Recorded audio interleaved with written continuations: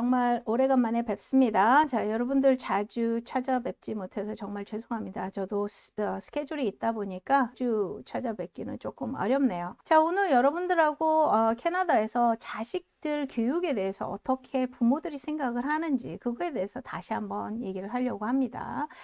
제가 보는 사회는 지금 현재 캐나다에 살고 계신 분들하고 조금 다른 상황일 수도 있을 것 같아요. 자, 그리고 캐나다라는 국가적인 어떤 특성이 있죠. 한국 부모님들은 다 비슷비슷해요. 생각하시는 게. 자, 그렇지만 캐나다는 여러 민족이 섞여서 살죠. 자, 그렇기 때문에 유태인들이 교육을 어떻게 시키는지, 이탈리안들이 어떻게 교육을 시키는지, 그리고 이민 1세가, 2세가, 3세가 아이들의 교육에 대해서 어떻게 생각하는지 틀릴 수 있습니다. 자, 그렇지만 제가 공통적으로 말씀을 드릴 수 있는 거는요. 아시아 계통의 부모님들, 특히 이민 1세들 같은 경우는 아이들의 교육에 대해서 엄청나게 신경을 쓰고요. 명문대, 명문고등학교 막 이렇게 쫓아다니면서 하는 게 대부분들이 아시아 계통에 계신 부모님들이라고 할 수가 있습니다. 제가 언제 언급한 적이 있지만 중국 사람들은 자기의 성까지 바꿉니다. 자식의 대학 입학을 위해서. 자, 그런 것을 봤을 때 저는 조금 그랬죠. 왜냐하면 중국 사람들의 그 교육 그게 굉장히 높아요. 그렇기 때문에 뭐 한 예를 들면 한 프로그램에 70%가 중국 사람이다. 자, 그래서 자기네가 좀 이 민족들을 다양하게 하기 위해서 중국 애들을 일부러 안 뽑는다. 어느 대학에서는 안 뽑는다. 뭐 이런 얘기가 있었기 때문에 중국인 친구들은요, 자기 성을 바꾼다.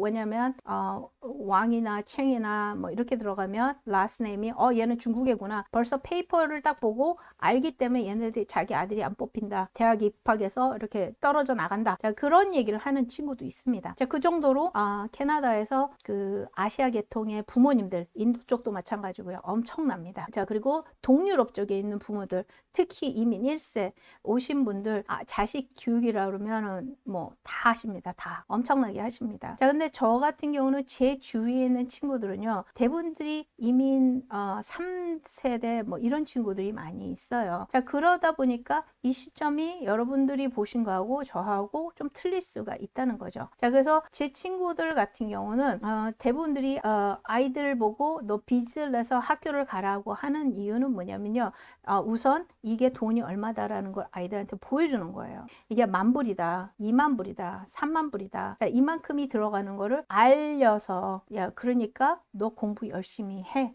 하는 겁니다. 저도 저희 큰아들을 키울 적에는 아이가 고등학교에 있을 때 대학은 무조건 가야 돼. 자, 이런 마인드였죠. 자, 근데 아이가 대학을 졸업을 할 때쯤 됐을 때 보니까요, 아이들 학교는 다 들어갑니다. 10명이면 10명 다 들어갔어요. 졸업한 아이는 몇 안 된다는 거죠. 자, 그렇기 때문에 여러분들이 대학교는 캐나다에서 특히 아이들이 공부를 안 하겠다, 1년 쉬겠다 했을 때는 그냥 내버려 두십시오. 그래도 괜찮아요. 왜? 캐나다는 내신 성적으로 갑니다. 그래서 부모들이 진짜로 신경을 많이 쓰는 과정은 뭐가 있냐면요, 고등학교 졸업할 때까지 부모들이 정말로 신경을 많이 씁니다.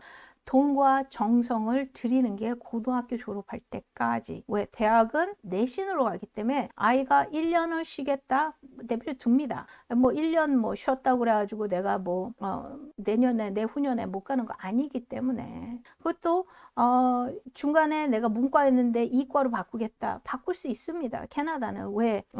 아이가 중간에 뭐 나이트 스쿨을 듣는다든가 야간에서 한 과목을 듣는다든가 이런 식으로 이과로 바꿀 수 있는 그런 기회가 굉장히 많이 있어요. 그래서 아이들이 본인이 정말로 원하는 게 무엇인지를 알 때 여러분들이 대학 비용을 대줬을 때 이게 효과적이라는 거죠. 그냥 뭐 고등학교를 졸업하자마자 무조건 가야 돼가 아니라.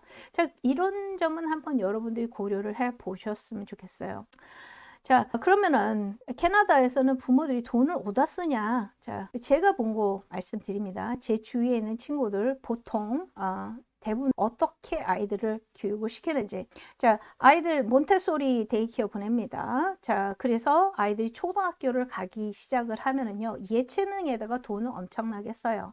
예를 들면 첼로를 한다든가 바이올린을 한다든가 피아노를 한다든가 아니면 운동을 달리기 클럽을 한다든가 사카를 간다든가 아니면은 뭐 수영을 한다든가 뭐 스키를 한다든가 테니스를 한다든가 자, 이런 쪽에다가 돈을 엄청나게 붓고 있어요.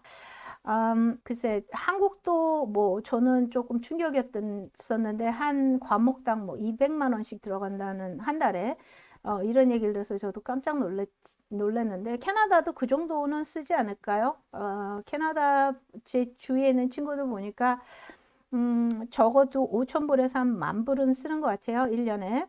자, 이 정도를 해서 아이들 예술 쪽이라든가 체육 쪽이라든가 자, 이런 식으로 합니다. 자, 그러면은 캐나다 부모들이 왜 고등학교 졸업할 때까지 왜 예체능에다가 신경을 쓸까? 한국 같으면 국영수겠죠. 국영수. 자, 근데 캐나다는 그게 아닙니다. 여러분들이 대학을 갈 적에 보면은요. 축구를 해서 아이들이 그 스칼러십을 받아서 가는 경우 있어요. 아니면 얘가 테니스를 잘해서 스칼러십을 받는다든가 아니면 얘가 수영을 잘해서 스칼러십을 받고 이런 식으로 예체능 때문에 아이들이 그 스칼러십을 받고 대학을 가는 경우가 굉장히 많이 있습니다. 자, 그래서 제가 이제 고등학교 랭킹을 한번 여러분들하고 다시 한번 볼 건데요. 자, 캐나다 이건 온타리오입니다. 온타리오 학교 스쿨 랭킹이 있습니다. 자, 여기서 보시게 되면 탑 10 안에 들어가 있는 학교들은요. 대부분들이 어떻게 보면 특수학교들이죠. 대부분들이 자, 세인트 마이클 콰이어. 자, 이거는 제 친구가 이 학교를 나왔습니다. 자, 이거는 뭐냐면요. 아이들이 미소년 합창단이라고 보시면 돼요. 남자아이들만 가고요. 그레이드 3부터 12까지 가는 거예요. 자, 이래서 이 아이들은 뭐 이태리로 공연을 가기도 하고요. 유명한 학교예요. 자, 이거 같은 경우도 카디널 카터 아트죠. 자, 여기서 보시면 이것도 예술학교죠. 여기서 보시면 얼슐라 프랭클린 같은 경우도 있는데 얼슐라 프랭클린 같은 경우는 이거는 사이언스 매스 쪽으로 있는 학교로 알고 있어요. 자, 그래서 대부분들이 탑 10 안에 들어있는 학교는 예술 쪽으로 하는 학교다. 자, 캐나다에서 제가 고등학교 뺑뺑이라고 그랬죠. 아이들 이 학교를 초등학교 여기 나왔으면 그 다음에 이 고등학교를 가는 거고 자, 이런 식으로 다 된다 그랬어요. 뺑뺑이라고 그랬어요. 그렇지만 이런 특수학교, 특히 음악 예술을 하는 학교들은요, 아이들이 다 오디션을 봐가지고 들어갑니다. 오디션을 가다 보니까 부모가 준비를 해줘야 되죠. 자, 그래서 이런 데 가는 아이들이 아무래도 부모가 신경을 많이 쓰고 돈을 많이 투자한 아이들이 이런 고등학교를 가는 거라고 저는 생각을 합니다. 자, 이런 식으로 아이들이 그 예체능 쪽으로 가는 이유는 나중에 대학하고 연결이 되기 때문에. 그런데 캐나다 부모들은 대학을 가기 전에 신중하게 생각을 해라. 네가 원하는 게 이것이냐. 그리고 졸업을 못하는 아이들이 너무너무 많기 때문에 여러분들이 다시 한번 생각을 하셔야 되는 거죠. 아이들을 무조건 푸시를 해가지고 아무 대학이나 명문대 자기가 원하지도 않는 과인데 보낸다라는 것은 글쎄요. 저는 그거는 여러분들이 돈을 버리는 일이라고 생각을 합니다. 그래서 저 같은 경우도 둘째 아이한테는 네가 갈 준비가 안 돼 있으면 가지 말아라. 그냥 알바해. 네가 한번 고생을 해봐야지 인생의 쓴맛을 알고 그 다음에 대학을 가서 공부를 해도 그때는 늦지는 않다라고 말씀을 드리는 거고요. 이게 오해를 안 하셨으면 좋겠어요. 제가 항상 뭐 경력을 우선으로 얘기를 하지만 뭐 대학이 전혀 교육이 필요 없다라는 건 아닙니다. 자, 그 점 여러분들 주의하시고요. 저는 오늘 여기까지 하겠습니다. 감사합니다.